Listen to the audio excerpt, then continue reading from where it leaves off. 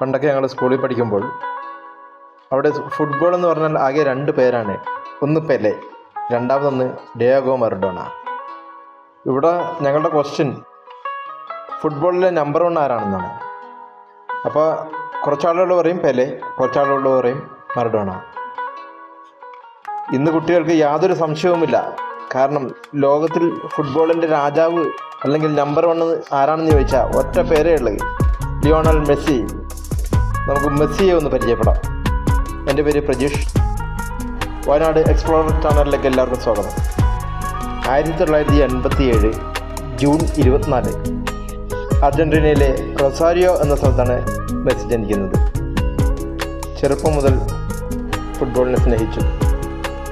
പക്ഷേ അദ്ദേഹത്തിൻ്റെ സ്വപ്നങ്ങളെല്ലാം തകർത്തുകൊണ്ട് 11ാം വയസ്സിൽ അദ്ദേഹത്തിന് ഗ്രോത്ത് ഹോർമോൺ ഡെഫിഷ്യൻസി കണ്ടു തുടങ്ങി. എല്ലാവരും കരുതി മെസ്സിയുടെ ഫുട്ബോൾ ജീവിതം അവസാനിച്ചു. പക്ഷേ അദ്ദേഹത്തിൻ്റെ ആത്മവിശ്വാസം അദ്ദേഹത്തെ വളർത്തിയില്ല. അദ്ദേഹം ആ രോഗത്തെയും അതിജീവിച്ചു. മെസ്സിയുടെ കഴിവുകൾ കണ്ട ബാഴ്സലോണ അദ്ദേഹത്തെ സ്പെയിനിലേക്ക് ക്ഷണിച്ചു. ബാഴ്സലോണയുമായിട്ടുള്ള കരാർ ഒരു നാപ്കിൻ പേപ്പറിലാണ് ഫസ്റ്റ് ചെയ്തതെന്നാണ് പറയപ്പെടുന്നത്. അവിടെ നിന്ന് അദ്ദേഹത്തിൻ്റെ ചരിത്രം തുടങ്ങുകയാണ് ഇന്ന് കാണുന്ന മെസ്സി എന്ന ലോകത്തിലെ ഫുട്ബോൾ രാജാവ്. പിന്നീട് അദ്ദേഹം കാൽപന്തുകൾ കൊണ്ട് അമ്മാനമാടുകയായിരുന്നു. റെക്കോർഡുകൾ, ഗോൾ വലയങ്ങൾ ഭേദിച്ചുകൊണ്ട് ചരിത്രത്തിൻ്റെ താളുകളിലേക്ക് അദ്ദേഹം ഉയർന്നു.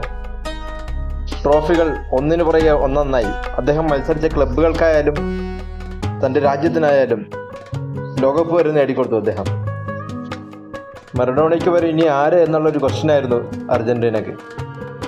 പക്ഷേ അർജൻറ്റീന പിന്നെ മനസ്സിലാക്കി 10 മറഡോണ ചേർന്നാൽ ഒരു മെസ്സി ആകില്ല. അത്രയ്ക്കും ഉയരത്തിലേക്ക് മെസ്സി വരികയായിരുന്നു. 2026 ഫിഫ വേൾഡ് കപ്പ് അദ്ദേഹത്തിൻ്റെ തുടക്കം തന്നെ ഹാട്രിക് ഗോളുകളായിരുന്നു.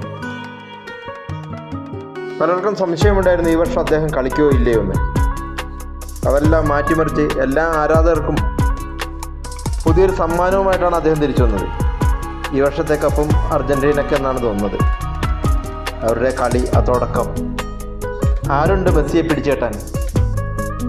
മെസ്സിക്ക് പകരം മെസ്സി തന്നെ. ഇദ്ദേഹം ദേശീയ ടീമിനായി കളിക്കുമ്പോൾ ഒരുപാട് വിവാദങ്ങളും പ്രശ്നങ്ങളൊക്കെ ഫേസ് ചെയ്തു. അതെല്ലാം അതിജീവിച്ചു പുതിയൊരു മനുഷ്യനായിട്ടാണ് ഈ വന്നിരിക്കുന്നത്. 2022 ശരിക്കും ഖത്തർ വേൾഡ് കപ്പ് മെസ്സിയുടെ വേൾഡ് കപ്പായിരുന്നു. അദ്ദേഹം എത്ര മനോഹരമായാണ് തൻ്റെ മാജിക്കിലൂടെ ആ കപ്പ് അർജൻറ്റീനയ്ക്ക് നേടിക്കൊടുത്തത്. പണ്ട് നമ്മുടെ മറഡോണ അർജൻറ്റീനയ്ക്ക് വേൾഡ് കപ്പ് നേടിക്കൊടുത്തപ്പോൾ അന്ന് വളരെ വലിയൊരു വിവാദമുണ്ടായി. ഇന്നും അത് ക്ലിയറില്ല. കാരണം അദ്ദേഹം കൈകൊണ്ട് തട്ടി ഒരു ഗോളാക്കിയെന്നാണ് ആ വിവാദം. അതുപോലെയുള്ള യാതൊരു സംശയങ്ങൾക്കും ഇടകൂടാതെ തൻ്റെ സ്വസിദ്ധമായ കഴിവിൽ മെസ്സി ഗോൾ നേടി അവരെ വിജയത്തിലേക്ക് നയിച്ചു. 2022 ഖത്തർ ആ കപ്പ് എത്ര മനോഹരമായാണ് അർജൻറ്റീന ഉയർത്തിയത്.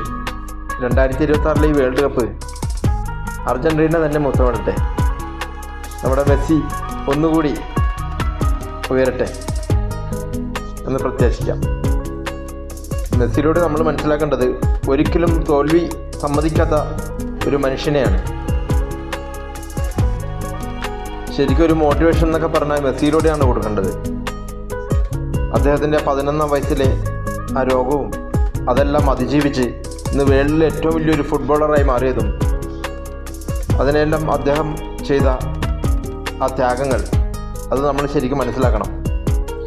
ഇന്ന് ലോകത്തുള്ള പല മഹാന്മാരും ഇതുപോലുള്ള സിറ്റുവേഷൻ കടന്ന് ഒരുപാട് കഷ്ടതകളിലൂടെ മുന്നേറിയവരാണ്. ഇവരൊന്നും വായിൽ വെള്ളിക്കരണ്ടിയായിട്ട് വന്നവരല്ല. അതാണ് നമ്മൾ മനസ്സിലാക്കേണ്ടത് ഇവരിൽ നിന്നും. നമ്മുടെ പ്രശസ്തനായ ശാസ്ത്രജ്ഞൻ തോമസ് ആൽവ എഡിസൺ അദ്ദേഹത്തെ സ്കൂളിൽ നിന്ന് വരെ ഇറക്കി വിട്ടു ചെറുപ്പത്തിൽ.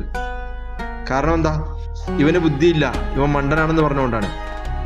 അദ്ദേഹത്തിൻ്റെ സ്റ്റോറിയിൽ തന്നെ എന്തെല്ലാം മണ്ടത്തരങ്ങൾ അദ്ദേഹം ചെയ്തു. പക്ഷേ അതെല്ലാം അതിജീവിച്ച് അദ്ദേഹം ലോകത്തിലെ ഏറ്റവും പ്രശസ്തനായ ഒരു ശാസ്ത്രജ്ഞൻ ആയിത്തീർന്നു. അതുപോലെ തന്നെ പോളിയോ ബാധിച്ചിട്ടും തളരാതെ അമേരിക്കൻ പ്രസിഡന്റ് വരെ ആയ ആളാണ് ഫ്രാങ്ക്ലിൻ റൂസ്വെൽറ്റ്. നമ്മൾ ഓരോരുത്തരും പലപ്പോഴും നമ്മുടെ മുമ്പിൽ ഇതുപോലെ കഷ്ടപ്പാടുകളും ബുദ്ധിമുട്ടുകളും എല്ലാം വരാറുണ്ട്. അതെല്ലാം അതിജീവിച്ച് ഇവരെപ്പോലെ മുന്നേറുവാനുള്ള ഒരു ശക്തി നമുക്ക് ലഭിക്കട്ടെ. മെസ്സി ഇനിയും ഒരു വേൾഡ് കപ്പ് കൂടി കളിക്കട്ടെ എന്ന് പ്രത്യാശിച്ചുകൊണ്ട് ഈ ടോക്ക് ഇവിടെ നിർത്തുകയാണ്. എന്നെ ശ്രവിച്ച എല്ലാവർക്കും നന്ദി, നമസ്കാരം.